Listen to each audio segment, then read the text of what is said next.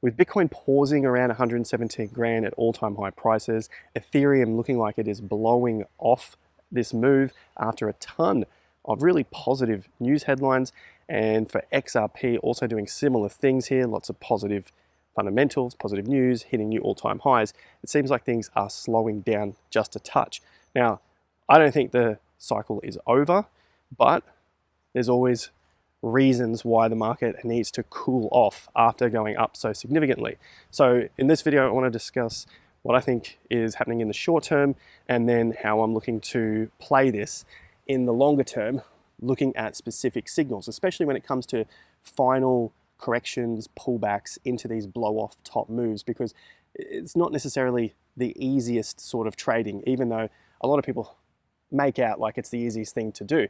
The emotions get wilder, and the moves themselves get a lot more larger and more volatile as well. So if you enjoy that and you enjoy the scenery today, hit the like, subscribe to the channel. We're also discussing the stock market and the real estate cycle. Oh, and a stock here called MicroStrategy. There is some weakness beginning to form right there. So lots to get through in this video. Now, I'm out surfing for the next couple of weeks in the mental-wise, so we'll have some nice scenery, but still a lot of charts coming up for you guys. So the main thing I was looking at is what's happening with the correction, okay? Or at least the peaks, and how the markets have begun to at least pause here. So just high-level overview, because we continue to count the timeframes to give us an idea of when to expect corrections, like we've done throughout the years on the channel, especially with those tops in March 2024, December 2024, when we had the 3 days down. That'll be the first significant signal that things could be changing. Now, that signal doesn't have to come up every single top, but I've seen it quite often now in Ethereum. It happened multiple times at the $4,000 level. It happened in 2024, I believe, roughly 3 times. At each of those times when it got to nearly, well, hit 4,000 a couple of times, right? And then the market came down, bounced, and then kept going. So essentially it formed a dead cat bounce after that 3-day signal. Bitcoin, similar sort of thing. 3-day signal hit, it came down, rallied back up, fell short of the all-time high, giving you a weak signal, and then rolled over for a long period of time. So that leads us to the second signal, the overbalance in time and price as well. So basically looking at the momentum of the move to the downside, in this case, because we're watching and referencing previous downside moves. Is it getting larger in price and longer in time? That's telling us that there is a weakening of the bulls and strengthening of the bears. Now, I don't think none of those things have happened yet for the stock, for Bitcoin, ETH, and XRP. So I don't think we need to be concerned for that. But as we've seen Bitcoin pause here, so the slowdown of that price action move has actually occurred. We've got a slowdown. Now I'm looking at the potential for pullbacks leading into this blow-off top move. So not to confuse things, and I'll cover longer term price and time targets in the next videos, and obviously I may touch on them here, but I won't explain them in great detail because it goes beyond the scope of just a discussion video. It's nicer with the visuals. We'll talk about those slowdowns and why I don't think it is time that the market is topping yet. So that's for Bitcoin. Slowdown, it's holding above key resistance levels. We haven't seen an overbalance in time and price to the downside, and we haven't seen any sort of other unique signal that we use at the Investor Accelerator, like the 3-bar signal that gives us a clear, high probability trend change signal towards the extremes of moves, like the all-time highs or even at significant lows. So that's about as close as we like to get, or as I like to get, whereby the probabilities are still on our side. So you never know on the exact day when the top is. No one rings the bell to tell you. No one calls you up and tells you this is the exact top. And a lot of people try to claim that it's a top, but there's really no other science to suggest that. And that's what we saw leading into this peak for Bitcoin, right? Everyone was calling tops again and again at 110,000, 112,000, at 115, 123. They keep saying it's a top, and it just keeps running on. So Bitcoin, I think, is sweet in that case. Looking at the next one, ETH. ETH has been running up now for nearly a month straight, roughly about 30 odd days, and is getting close to those next resistance levels at around $3,800 and also the $4,000 level. So if we do begin to see a pullback on ETH, even with how hard it has run up, it hasn't broken to a new fresh high yet. And so if we did see a 3-bar signal, as in 3 bars down, I wouldn't necessarily classify that as a good time to use that signal because we haven't run into an extreme top, right? Like a new all-time high. So if we do see a correction, I think it would still be a correction in a healthy bull market to the upside, so basically like a healthy correction, but I'd be watching some key support levels like $3,400 for ETH and roughly around the 50% level. I think it must be sitting around $2,800 now. As I said, I'll pop the charts in the next videos. So ETH still looking like it's okay, but as I'm talking about, last pullbacks, slowdowns, this typically happens after pretty strong moves. And in the case of Ethereum, the news of the Genius Act, stable coins, the Genius Act also helping out, obviously, the stablecoin narrative, and a lot of stablecoin chains are on Ethereum or using the Ethereum blockchain to run their stablecoins. So we've heard all this news and seen the price run up. Now that you've got the announcements of the act, are we beginning to see a slowdown? That's the thing there. There might be more to come, but there's always okay if there is a slowdown. And of course, like we covered in last week's video, we saw some of the largest ETF inflows for Ethereum in its history. I think it doubled the last all-time high ETF inflows. So naturally, it's probably a lot of late people coming into ETH on those late days, and we generally need to see a consolidation of the move at these high prices in order to continue the strength to the upside.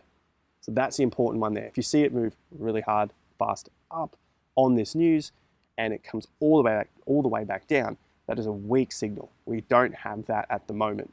Well, we don't have it at the moment. I can't say whether it's going to happen or not, but we don't have that signal at the moment. So still looking okay. Consolidations are okay.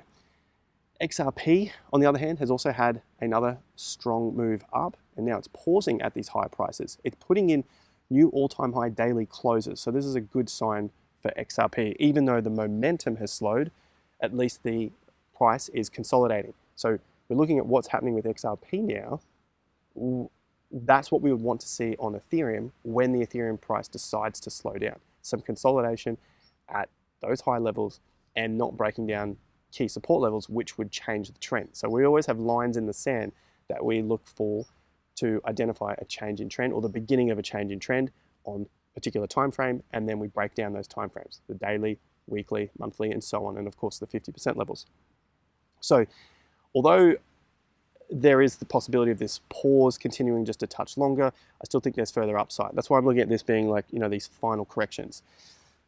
What I've also talked about before is when the bull markets get going, and I used the NASDAQ as an example in the dot-com era in 1999 into that peak of 2000, you see the price run up, pull back, and check the previous resistance levels, right? Before it broke out, comes back and checks it. So a test of the previous high.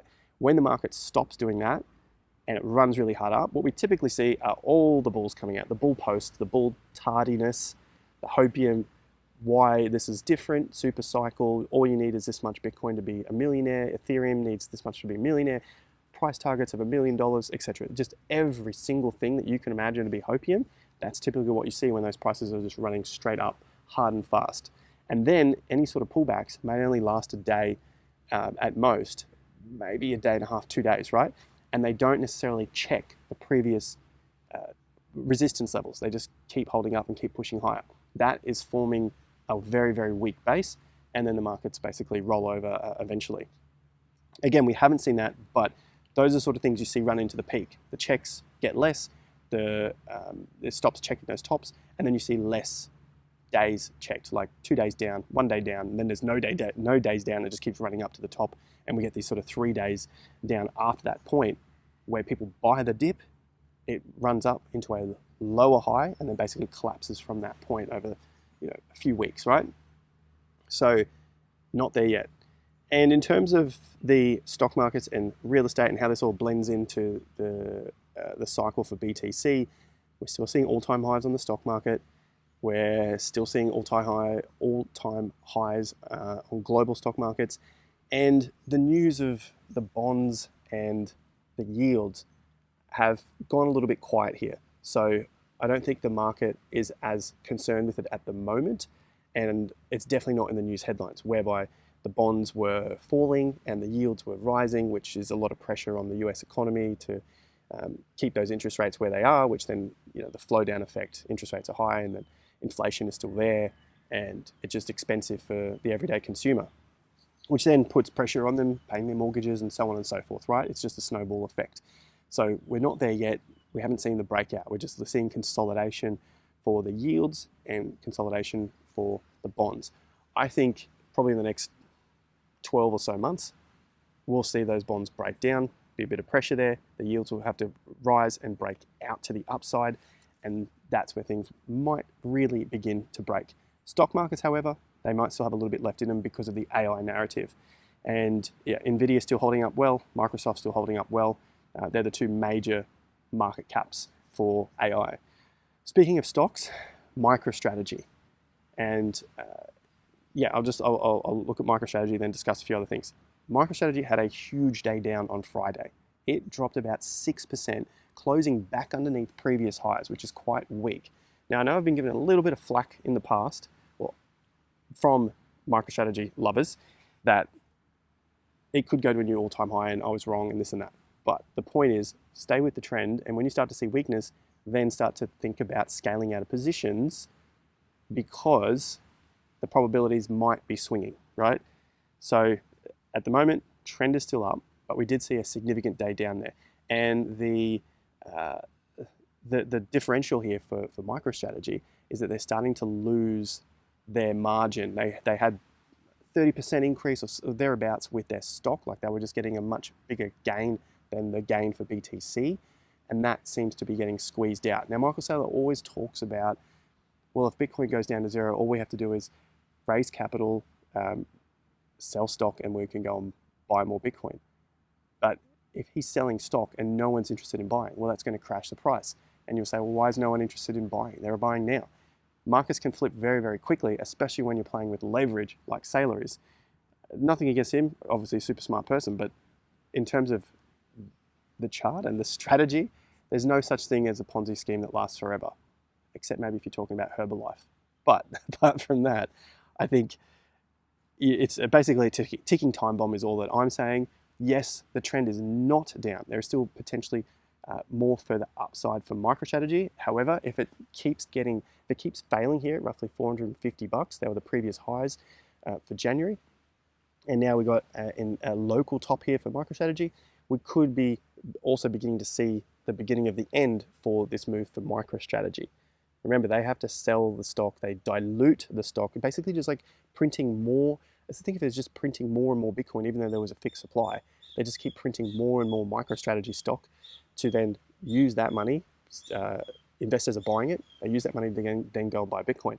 But if they keep printing this stock, they can't burn it. It doesn't go away anywhere. It just becomes more and more on the market.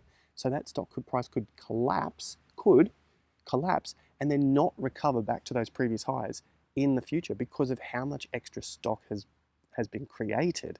So that's something to be concerned with as well. So all in all, the cycle's still going. Pullbacks leading into the top are going to get more and more violent. The violence being quicker and wilder swings. One day it could be crashing worlds over. Next day it shoots straight up. That's just typical of the end stages. And that's something that I think we are most definitely in now. But that doesn't mean there isn't more upside to go. So altcoins, looks like we're there. Oh, that was a big thing as well. Others dominance chart for the very short term has in fact hit an overbalance in time and price. So we got to that 8%, 8.1% on the dominance chart. Again, I'll show you those in the next video, so stay tuned for that. Like and subscribe there. Oh, and the reports are coming out this week, so they'll be out very, very soon. Tuesday, Wednesday, Thursday, and you'll get them every single week. Link to this in the top of the video description. Others is looking good, so if we do see these pullbacks that I'm talking about, I suspect we might have another crack at the higher targets, which then could extend this bull run for the alts.